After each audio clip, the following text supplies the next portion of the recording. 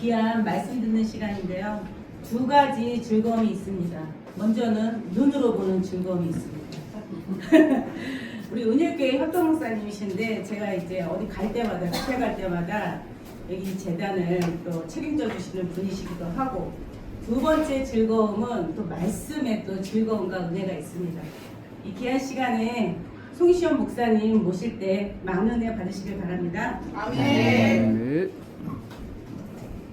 할렐루야. 아멘. 인사드리겠습니다. 잘 오셨습니다. 잘 오셨습니다. 네, 오늘 그 장마 기간인데도 불구하고 날씨도 적당히 시원하고 비도 안 오고 딱 좋은 것 같습니다. 단지 하나 좀 힘들었다면 여기 3층까지 올라오는 게 조금 힘드셨을 것 같은데요. 고린도후서 12장에 봤더니 하늘도 몇 번째까지 있다 그래요? 셋째 하늘까지 있다라고 합니다. 여기가 3층은 기본입니다. 여기 못 올라오시면 합당한 자가 계십니다.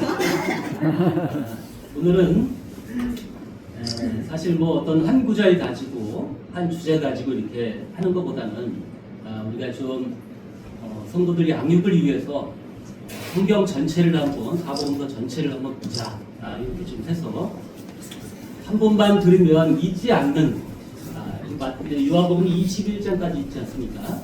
한 번만 들으면 몇 장에 뭐가 있는지 잊지 않도록 이렇게 해드리고, 또 시간이 되면 이후에 요한은 이제 사도 요한은 요한복음과 요한 1, 2, 3서 요한계시록까지 썼죠.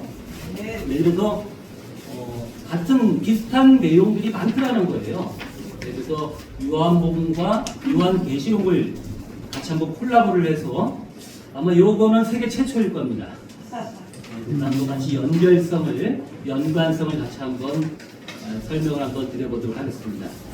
그냥 말씀으로만 한 것보다는 직접 선물을 하나씩 드리려고 이렇게 자료를 하나씩 드렸는데요. 다 받으셨죠?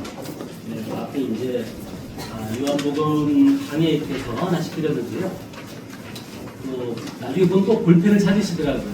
볼펜을 꺼내셔도 좋습니다. 제가 이제 서론을 이렇게 적어 드렸는데요. 서론을 적어 드리기 전에 제가 먼저 이 말씀을 궁금증이랄까요? 호기심 유발을 한번 해보겠습니다. 요한복음에 보면은 간음하다가 현장에서 딱 걸린 여자가 나오거든요. 그게 몇 장일까요? 얼핏 하면 잘 생각이 나죠. 약간 헷갈릴 때 있죠. 근데 현장에서 간음하다 걸렸어요. 이런 경험 혹시 있으세요? 쉽지 않죠. 간음하다가 현장에서 딱 걸렸어. 그러니 이 여자가 팔자가 얼마나 셉니까? 그래서 요한복음 8장에 또 팔이니까 팔자 센 여자, 가늠한 여자, 이렇게 한번 해봤고요. 또 이제 소경이 많이 나와요. 맹인을 고쳐주시고 하는 내용이 있는데 이런 내용은 또 어디 나올까요? 이것도 소경은 어디에 빠져요? 구덩이. 앞에 하면 구덩이 잘 빠지죠. 네, 그래서 9장에 나옵니다. 구덩이에 빠진 소경. 이런 식으로 외우면은 쉽게 이해가 되겠죠. 하나만 더 하면은 예수님이 이제 사마리아로 가거든요. 사마리아에서 여인과 대하는 장면이 나오는데 요건 몇 장인지 벌써 감이 오시죠? 네, 4장입니다. 네, 이런 식으로 해서 요한복음을 한 번만 들으면 제목이 딱 숙지가 되게끔 이렇게 하고 그 다음에 이제 계시록까지 같이 해보겠습니다. 반드시 이제 이 말씀을 말씀에는 이 말씀을 왜 배워야 되느냐, 말씀의 필요성이 필요하거든요. 서론을 같이 한번 보도록 하겠습니다. 서론. 같이 한번 읽어볼까요? 시작.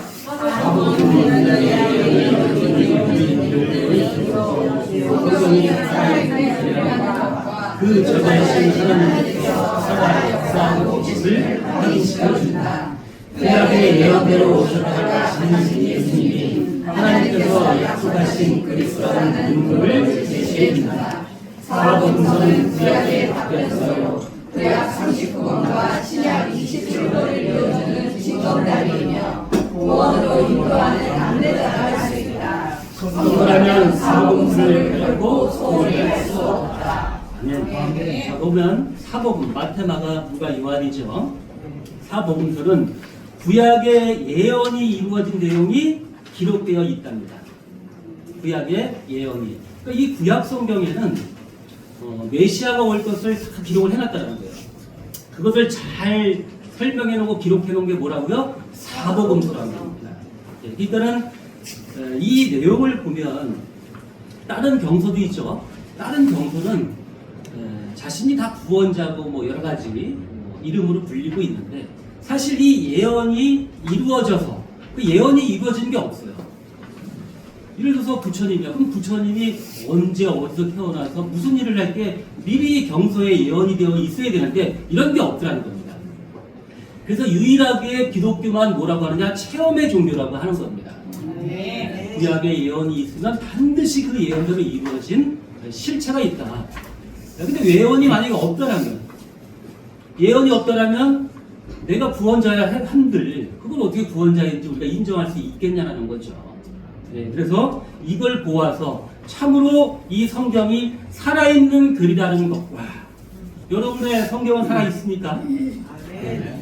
이 글이 살아있으려면 구약의 예언과 이 예언이 이루어진 실체를 우리가 성도님들에게 증거를 해줘야 이거 살아있는 글이라고 할 수 있겠죠. 네. 그래서 이거 다음에 보시면 그래서 그 저자이신 하나님께서 살아 역사하고 계심을 확인시켜준다. 사람이 어떻게 몇백 년 동안 살아서 이 약속을 이룰 수 있겠습니까? 그런데 하나님께서는 몇천 년, 짧게는 1500년 이 모든 부분들을 다 예언하시고 다 이루시더라는 거예요. 참으로 살아계신 하나님인 거 맞습니다. 네. 그래서 그 예언이 그러면 이루어진 게 뭐냐? 바로 구약의 예언대로 오셨다가 하신 예수님이 하나님께서 약속하신 그리스도라는 근거를 제시해 준다. 예수님은 무엇대로 오셨다고요? 구약의 예언대로 오셨다라는 겁니다. 자, 사복음서는 그래서 구약의 답변서예요. 사복음서에 유일하게 여기 보면 나나주라는 게 있습니다. 나나주. 그 나나주를 찾아가 보면 금방 목사님께서 기도해 주신 대로 처녀가 잉타하여 아들을 낳는다. 아들을 낳았으니 그 이름을 예수라 해라, 임마누엘을 하라 이런 부분이 마태복음 1장에 나오는데 그 나나주를 찾아가 봤더니 밑에 보니까 이사야 7장 14절이라는 게 있다는 겁니다. 그러면 700년 전에 이사야 선지자 7장 14절에 가면 그 예언이 정말 기록이 되어 있습니다. 네, 그래서 사복음서는 구약의 답변서라는 거고요. 구약 37권과 27권을 이어주는 진검단입니다. 우리가 신약의 맨 끝에는 요한계시록이 있는데요. 만약에 이 사복음서라는 게 없었더라면 우리가 어떻게 초림 때에 2000년 전에 오신 예수님을 알지 못하는데 어떻게 다시 오시는 예수님을 알 수 있겠는가. 그래서 이 사복음서가 구약의 답변서고 진검단이라는 겁니다. 그래서 그럼 이제 저는 서론을 말씀을 배워야 될 필요성을 몇 가지 말씀을 드리고 그럼 이 말씀이 나랑 무슨 상관이 있느냐? 이게 또한 중요한 거겠죠. 자, 여기 바로 여기 옆에 보면요. 자, 구원으로 인도하는 안내자를 할 수 있다. 천국으로 인도하는 나를 구원으로 인도하는 안내자이니까 이 책을 내가 알지 못해서는 구원으로 갈 수 없다라는 거예요. 그러니까 나와 상관이 있는 거죠. 그래서 성도라면 사복음서를 결코 소홀히 할 수 없다. 성도가 아니라면 소홀히 할 수 있겠죠. 그러나 우리가 구원받기 위해서는 반드시 이 사복음서가 필요한 줄 믿습니다. 그래서 이 요한에 대해서 한번 잠깐 설명을 해볼게요. 요한은 야고보의 형제죠. 야고보의 형제입니다. 야고보의 형제고 그 어머니는 이제 뱃사람인데 그 아버지가 이제 뱃사람이죠. 뱃사람이고 배도 있었으니까 상당히 좀 부유한 이런 집안이었습니다. 그 어머니는 이제 살로메죠. 그러니까 성격이 상당히 대단했죠. 이 제자들 앞에서 또 야고보와 내 아들 이 두 아들을 이 하나님 그 예수님 오실 때에 오른편과 왼편에 앉혀달라는 굉장히 욕심도 많았는데요. 그리고 나중에 예수님이 이제 십자가에 돌아가실 때나 부활하실 때 끝까지 그 자리를 함께 하신 분이기도 합니다. 마찬가지 요한도 다른 11 제자들은 다 순교를 했는데 요한만큼만 또 요한은 또 살아서 또 십자가에도 도망가지 않고 끝까지 지키고 살아남은 사람이 되겠습니다. 이 계시록까지도 쓰게 됐는데요. 로마의 황제인 도미티아누스 황제에 의해서 반모섬에 유배되어 있었죠. 반모섬에 AD 95년경에 요한계시록까지 쓰고 나중에 이제 풀려나서 에베소 교회에 반임을 하다가 이제 천수를 누리고 자연사를 가진 유일한 분이기도 합니다. 요한에 대해서 이렇게 좀 설명을 드렸고요. 요한복음은 789절이 아니라 팔을 맨 앞에서 879절이 되겠습니다. 자, 그러면 이제 요한복음 21장까지 있는데 우리가 한 절 한 절 보기보다는 먼저 큰 틀에서 한번 이 부분을 전장 스토리를 한번 보도록 하겠습니다. 우리가 산을 가서요. 제가 등산을 참 좋아하는데 산을 이렇게 좀 가다 보면 큰 줄기, 정상을 가보고 또 큰 줄기를 알지 못하면 산에서 헤매는 수가 있어요. 그래서 먼저는 크게 정상에서 큰 능선을 먼저 가야 됩니다. 전장 스토리를 한번 말씀을 한번 드려볼게요. 먼저는 이제 요한복음 1장인데요. 1장은 항상 그 전장의 요약과 결론이 나옵니다. 전장의 요약과 결론. 하나님 보면 두 갈식이에요. 예수님도 두 갈식이에요. 이게 뭔 뜻이냐? 우리는 우리나라 사람들은 한참 빙빙빙빙 돌리다가 뭔가 저 사람이 요구할 게 있는 것 같은데 맨 끝에 들어보면 알고 보면 돈 좀 빌려줘. 이걸. 근데 이 아메리칸 스타일, 하나님 스타일은 어떠냐? 뭐냐? 제일 중요한 거를 먼저 말씀해요. 돈 좀 빌려줘. 이래놓고 이 돈이 왜 필요한지를 그 다음부터 설명하는 이런 방식입니다. 그래서 요한복음 1장 1절서부터 5절을 보면 이 말씀이 태촉되어 있는 이 말씀이 하나님이고 이 말씀 안에 생명이 있고 빛이 있다는 거예요.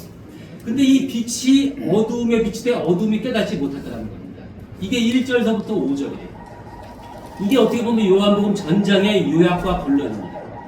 결국 빛으로 예수님이 오셔서 이 구원하시기 위해서 이 말씀을 열심히 전파했는데 결국 말씀이 없는 저 무지한 심령들이 어둠이죠. 이 사람들이 결국 십자가에 못 박아 죽였다는 거예요. 그래서 요한복음 1장 1절부터 5절은 요한복음 전장의 요약과 결론이라고 이렇게 말씀을 드리고요. 다음 이제 6절에 보면 세례 요한이 출현을 합니다. 이제 사건이 시작이 되는 거죠. 사건이 시작이 되는데 세례 요한의 출현과 사건의 시작 이렇게 좀 말씀을 드리겠습니다. 계시록도 똑같이 되어 있습니다. 나중에 한번 계시록을 같이 연결해서 말씀을 드려볼게요. 자, 2장을 한번 가볼게요. 2장, 요한복음 2장. 2장을 딱 이렇게 요한복음 열어보면 가나의 혼인잔치가 나오죠. 이 제목을 어떻게 외울 것인가? 그러면 2장, 옛날에 보면 면장도 있고 통장이 있었는데 2장이 있어요. 그럼 2장이 여기 가나의 혼인잔치인데 가나를 뒤로 보내고 2장 혼인잔치 가나? 2장 혼인잔치 가나? 이렇게 하면은 2장 하면 바로 2장이 혼인잔치 가나 딱 떠오르겠죠. 3장 한번 넘겨볼게요. 3장을 보면 23절부터 보면 세례 요한이 뭘 주느냐? 세례를 주었습니다. 그 3장이니까 시옷이죠? 시옷. 시옷에 해가지고 세례 요한 이렇게 하면 되겠습니다. 세례 요한.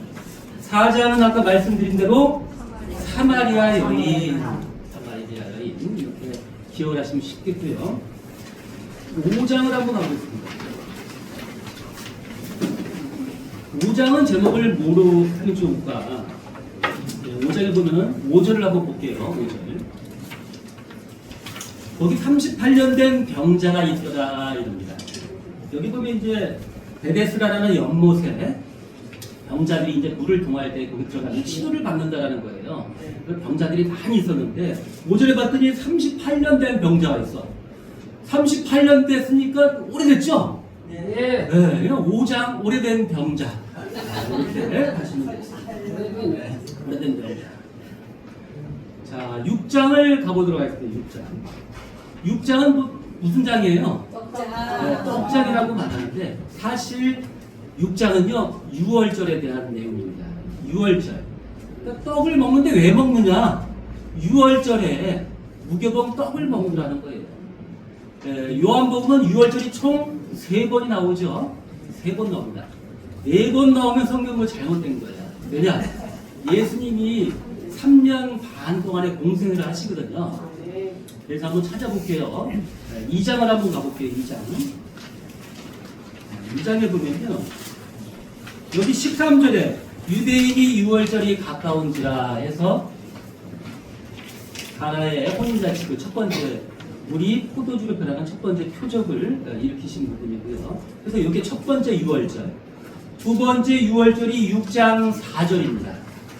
마침 유대인의 명절인 6월절이 가까운지라. 그러니까 지금 2년 된 거예요. 2년 된 거예요. 3년 공생 중에 2년이 된 겁니다. 맞아, 세 번째 6월절도 한번 볼게요. 12장을 가볼게요. 12장 1절에 6월절 엿새 전에 이렇게 나오죠? 네. 6월절 엿새 전에 21장 중에 절반인 12장이 거의 3년간을 기록을 하고 있고요.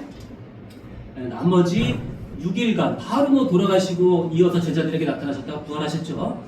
거의 며칠 상간 놔두고 12장 이후를 다 소지를 하는 겁니다. 그렇게 좀 아시면 되겠습니다. 6월절. 자, 그래서 원래는 6장이면 6자가 들어가야 되는데 6월절이에요. 근데 6월절로 생각을 하세요. 6월절. 6월절은 원래 1월 14일이죠. 네, 그래서 6월절에서 기억을 빼고 6월절 이렇게 한번 생각을 하시면 되겠습니다. 다음은 7장입니다. 7장 가볼게요. 7장의 2절에 봤더니 유대인의 명절인 초막절이 가까운지라. 그럼 7장이니까 초성이 7이죠. 7 네. 초막절 이렇게 생각을 하시면 되고요. 아까 8은 팔자 센 여자, 가능한 여자 이렇게 기억을 하시고요. 9장은요.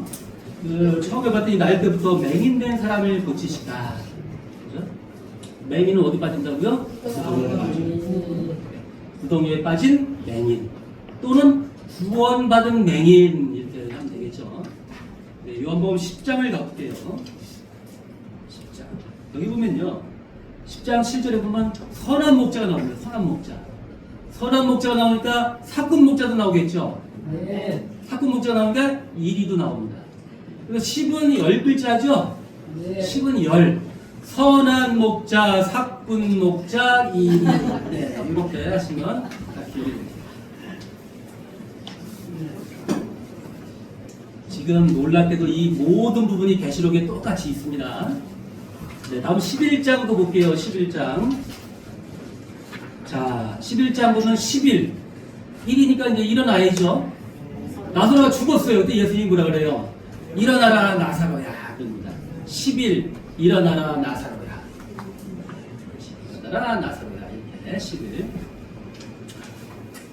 네. 이게 뭐 좀 쉽다, 괜찮다 하시는 분들은 이제 고개를 끄덕이시는 분도 있고 찬성이 나온다는데 불만이신 분들은 다르게 하시면 되겠습니다. 네. 다음 이제 12장이에요. 12장 6월절 엿새 전에. 그래서 마리아가 그 비싼 향유를 탁 깨가지고 예수님의 그죠? 탁 이제 머리카락에서 발도 씻겨주고 온몸을 다 씻겨주시죠.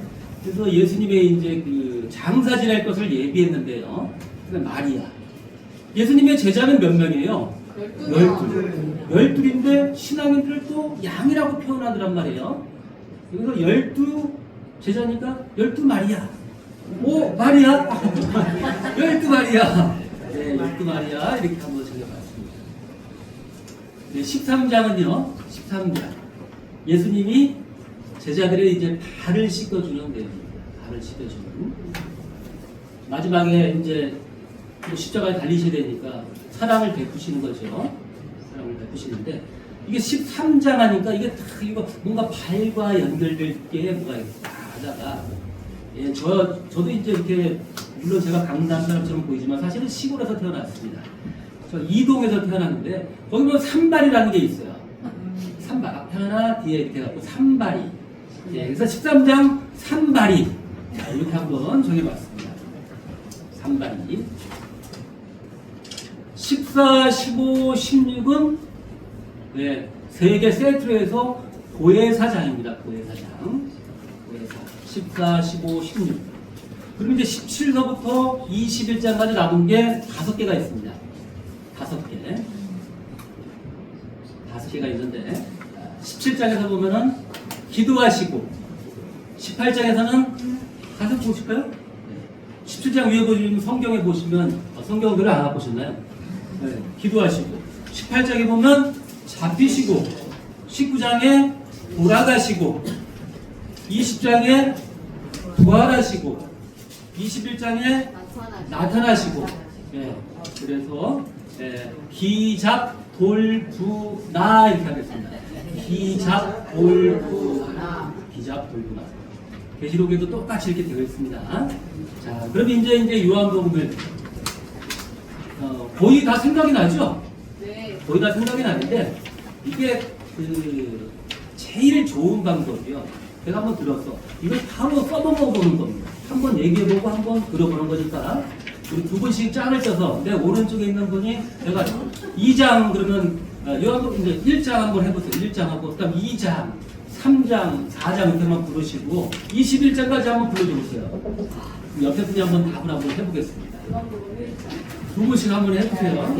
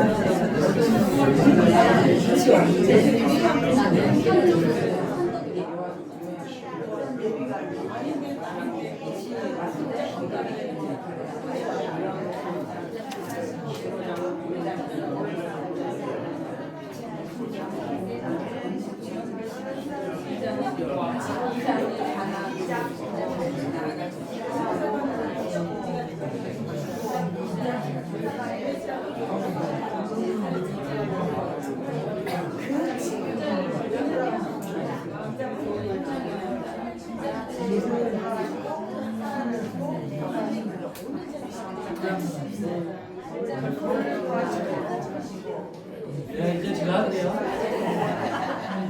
제가 할 때보다 더 분위기 좋네요. 네, 그래서 분위기가 좋아서 말리지를 못했습니다. 그래서 한번 집에 가서 한 번 더 해보세요.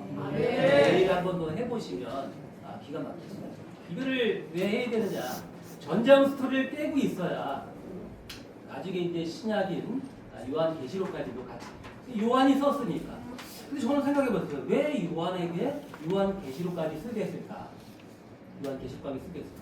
아니 마태를 봤더니요 족보를 그냥 유천년 족보를 쫙 해놓은 거예요. 누가도 마찬가지고. 근데 이 요한은 예수님의 수제자로 영적으로 아주 그냥 기가 막히게 다 해놓은 거예요.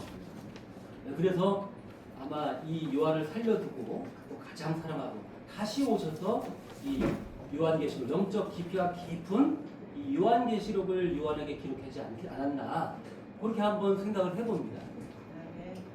요한계시록 보면은 이 요한복음하고 정말 이게 비슷하게 돼 있다는 거예요.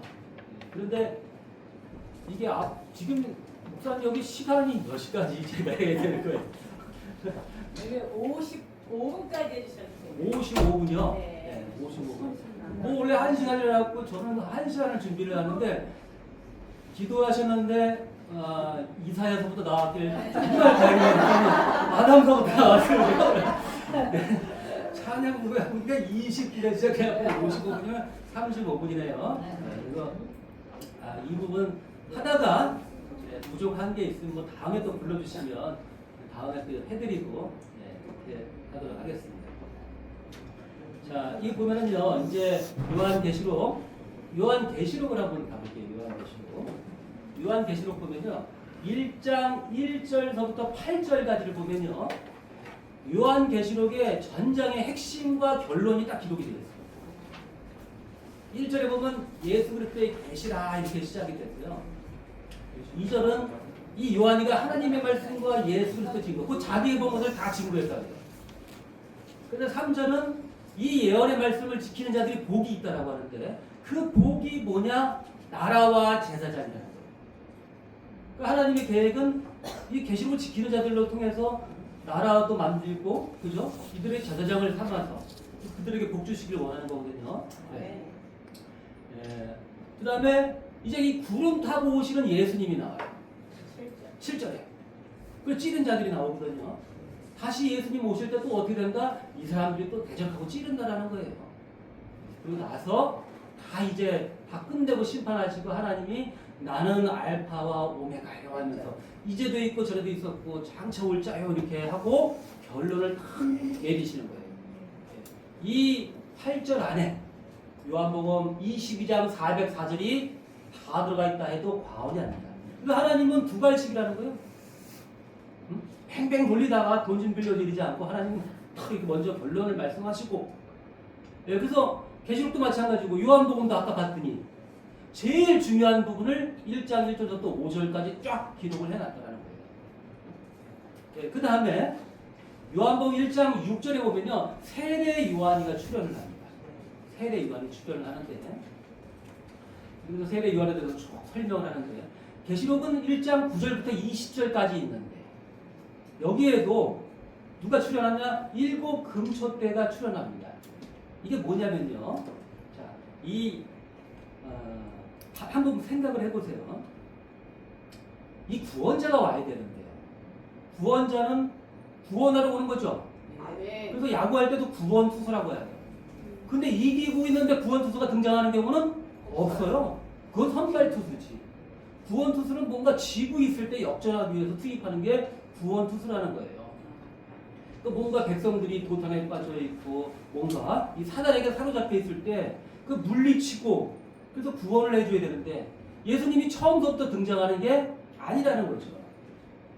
그래서 말라기 3장 1절에 보면 이 예수님이 오시는데 그 전에 누가 와야 되는지 길레비 사자가 먼저 오고 그 전에서 예수님이 출현할 것을 약속을 해놨더라고요. 그러니까 오늘날 예수님이라는 분이 참 많은데 그럼 앞에 길레비 사자는 누굽니까? 물어보면 대답 못하면 가짜인 거죠. 대한민국에 예수님이라는 분 한 50분 정도 제가 뵌 것 같아요. 길레비 사자가 누구냐? 처녀몸에서 혹시 태어나셨어요? 몇째세요? 그런데 둘째는 이 처녀몸에 태어나지 않았습니까? 말이 이것도 안 맞는 거죠. 그래서 반드시 이 노정대로 아까 구약의 예언대로 오셔야 되고 다시 오시는 예수님도 신약의 예언대로 오셔야 된다. 그래서 세례 요한은 펴서 비치는 등불이라고 하죠. 그래서 실제로 세례 요한은 나는 이 빛이 아니라는 거예요. 이 빛에 대해서 증거하러 왔다. 이렇게 얘기를 하는 거죠. 그래서 세례 요한이 뭐가 되느냐? 군대 가면요, 갈 때 기주원 너 기주원은 그래요. 그럼 기준 그러면 좌우로 벌려 그러면 그 기준을 중심으로 쫙 벌리게 되죠. 네. 그런 식으로 바로 이 신약에 바로 예수님 출현할 때 가장 먼저 기준이 되는 게 누구냐? 이 세례 요한이라는 거죠. 자, 우리의 신학의 목적은 뭡니까? 하나님 만나서 천국 가서 영원히 사는 거 아니겠습니까? 네. 그러려면 그 하나님은 영이시라 눈에 안 보여요. 영이시라 눈이 안 보여요. 그래서 반드시 누굴 찾아야 되느냐? 하나님이 함께 하시는 예수님을 만나야 됩니다. 네. 근데 예수님을 만나려도 만날 수가 없어요. 그리고 대부분 예수님은요, 우리가 영화나 그림에서 보았던 그런 예수님이 아니에요. 오죽하면 나를 보고 실족하지 않는 자가 복이 있다라고 합니다. 예, 당시 초림 때 뭐 나사렛 이단이니 뭐 바알세불이니 연병 들렸다느니 완전 프레임을 딱 그렇게 씌웠어요. 예. 정치인들은 프레임을 씌울 때 빨갱이로 이렇게 씌우고 또 친일파 이렇게 씌우죠. 근데 기독교 세계의 프레임은 뭐냐? 이단이라는 프레임입니다. 예수님 완전히 이단을 만들었어요. 그래서 예수님 믿으면 추례를 당하는데요. 그냥 집에서 동네에서 쫓겨나는 정도가 아니라 완전히 이 민족에서 떠나가야 되고요. 만나면 그냥 돌에 맞아 죽는 거예요. 또 지하로 숨어 다니니까 목숨 걸고 믿어야 된다는 거예요. 지금 이렇게 돌로 만약에 예수님 믿어 때려 죽인다면 믿을 사람 있겠습니까? 상당히 어려운 거죠. 그런데 예수님을 그러면 어떻게 이 제자들은 목숨 걸고 믿을 수 있었느냐? 먼저 이 길 예비사자인 세례 요한을 먼저 만났다는 거죠. 세례 요한의 제자를 만났다는 거죠. 세례 요한을 만나서 세례 요한의 제단에서 예수님께로 나오는데 가장 첫 번째로 전도된 사람이 누굴까요? 1장에 안드레입니다. 안드레. 요한복음 1장 안드레. 안 그래? 요한복음 1장에 안드레입니다. 안드레. 요한복음 1장을 한번 가볼게요. 이런 게 이제 제목에 보면 두 제자 어떤 이런 부분이 있는데요. 자, 20절에 봤더니 이제 요한이 하나님의 어린 양을 보라 이렇게 딱 했어요. 그랬더니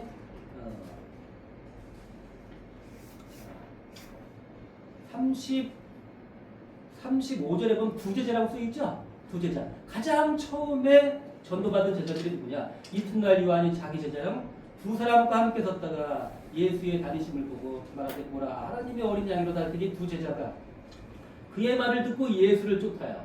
예수를 쫓아요. 그래서 예수께서 돌이켜 그 쫓는 것을 보시고 쭉 이렇게 나와서 봤더니 40절에 요한의 말을 듣고 예수를 쫓는 두 사람 중 하나는 시몬 베드로의 형제 안드레라.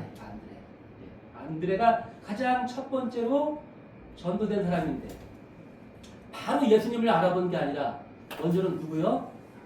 세례 요한의 제단에 있다가 여기서 세례 요한이 하나님의 어린 양이다 하니까 글로 간 거예요. 세례 요한이 상당히 배가 아팠을 것 같아요. 이 두 제자들은 완전히 수제자들이거든요.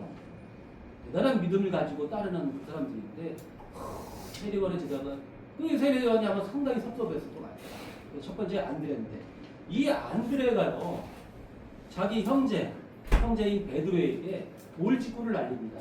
44절에 같은 45절 볼까요? 빌립이 아니죠. 여기에서 자 41절이죠. 41절에 봤더니 그가 먼저 자기 형제 시몬을 찾아 말하되 우리가 메시아를 만났다. 바로 그냥 들이댑니다. 우리가 메시아를 만났다 이래요. 여러분 다시 예수님이 오셨어요. 메시아를 만났다 하면 믿을 수 있겠습니까? 와, 그런데 뭐 그냥 돌직구인데 이거를 믿는 베드로가 정말 대단한 사람 같아요. 그래, 가자. 바로 갑니다. 그 다음에 43절에 이튿날 예수께서 이제 갈릴리로 나서를 하시다가 빌립을 만나시고 나를 쫓으라 해요. 네, 그래서 빌립이 바로 예수님의 세 번째 제자가 됩니다. 빌립은 나다나엘을 이제 전도하는데 어떻게 전도하느냐? 45절.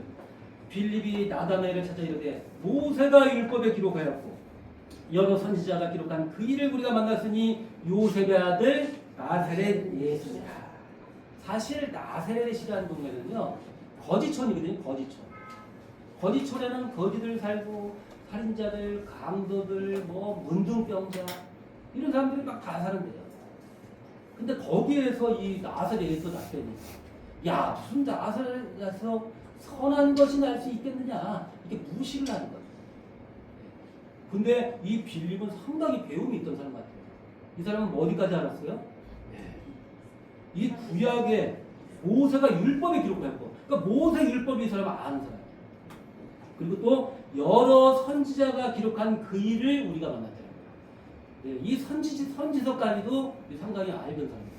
상당히 똑똑한 사람 같습니다. 그래서 이렇게 그 다음에 나다나엘이 이렇게 전도가 되고 이럽니다. 그런데 역시나 마찬가지로 이제 계시록에서도 계시록 전쟁에 요약해 불러나고 그 다음에 세례 요한 같은 길레비 사자가 출연을 하더라는 겁니다. 이게 왜 중요한지는 말씀드렸죠. 기준이 된다는 거예요. 기준. 그래서 다시 오시는 예수님을 만나려면 누굴 먼저 만나야 된다? 길레비 사자를 만나야 된다. 이것은 3,500년 전에 이미 장막에서도 있었죠. 장막에 첫 장막에 뭐가 있어요? 등불이 순금 동자가 탁 이렇게 있더라는 거예요. 가지가 탁 있었죠. 그래서 둘째 장막에는 언약궤가 있었고요. 반드시 첫 장막에 뭐가 있습니다? 순금 동자가 있습니다. 자, 1장 계시록 1장 20절을 한번 가볼게요. 계시록 1장 20절.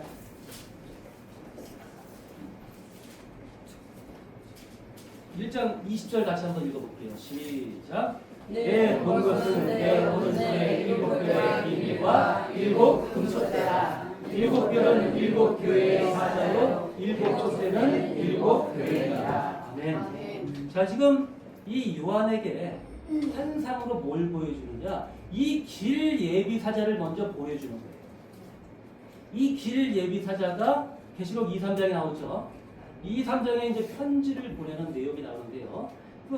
이 7 사자를 딱 보여주는데, 여기서 우리가 많은 또 어떤 일부분의 이제 또 신학자들은 소아시아의 일교 교회다 이렇게 얘기하는 경우가 있는데요. 사실 여기 뭐라고 써있냐면요, 내 본 것은 내 오른손에 7별의 비밀이래요. 근데 여기 생각해 볼 것은 이 비밀이라는 게 비밀인데 소아시아의 7 교회면 그건 비밀이 아니에요. 이거 비밀이 아니에요. 그리고 나중에 감모섬에서 이 요한계시록을 쓰고 다시 에베소 교회로 가죠. 에베소 교회로 가는데, 아니 당시에 감모섬에서 환상 가운데에 이 책을 기록을 했는데 편지를 어떻게 소아시아의 7 교회, 지금처럼 뭐 우편이 배달이 잘 돼 있는 것도 아닌데 어떻게 소아시아의 7 교회에 있는데 편지를 전할 수가 있겠냐는 거예요.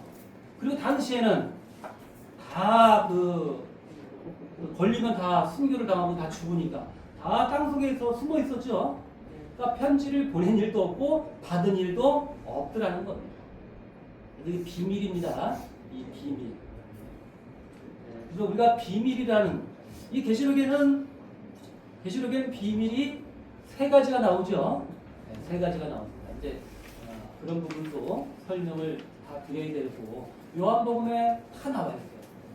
요한복음에도 다 나와 있는데 계시록과도 똑같이 다 나와 있습니다. 근데 시간이 57분이 됩니다. 저보고 1시간 준비해야지. 이거 빼고 저거 빼고. 그래서 전 뭔가 많이 아쉬워하면 저도 뭐 이렇게 아쉬워할 텐데, 여러분들이 아쉬워합니다. 나도 다 아는 내용이다 뭐 이렇게 하시니까 아쉬운 게 없어요. 이만 끊도록 하겠습니다. 그래서 다음에 되면 다시 또 은혜를 나누도록 하겠습니다. 네, 다 같이 기도하시겠습니다. 할렐루야. 사랑과 은혜가 충만하신 지극히 거룩하신 아버지 하나님, 감사와 찬송과 영광을 세세토록 받으시옵소서. 아멘. 참으로 저 세상 가운데에 영 죽을 수밖에 없는 저희 무지한 인생들, 하나밖에 없는 독생자를 우리에게 보내주셔서 그 아픈 채찍과 모진 고통과 서름과 최고의 악형인 십자가에 피 흘려 돌아가심으로 우리의 죄를 사해 주시니 너무나 감사를 드리옵나이다. 아멘. 영원토록 그 은혜에 잊지 않게 하여 주시옵소서. 아멘. 오늘은 사랑하는 목사님들과 성도님들과 함께 2000년 전 예수님의 피로 쓴 이 사복음서 중에 요한복음 전장의 제목을 한번 상고해 보았습니다. 아버지 하나님, 정말 예수님의 피로 쓴 이 글, 요한도 수많은 제자들도 다 피를 흘리며 쓴 이 글을 저희가 정말 생각과 마음에 명백히 새겨서 저희들 세상에 나가서 이 말씀을 전파하며 세상의 빛과 소금이 될 수 있도록 인도하여 주시옵소서. 도와 주시옵소서. 감사를 드리며 예수님의 이름으로 기도드리옵나이다.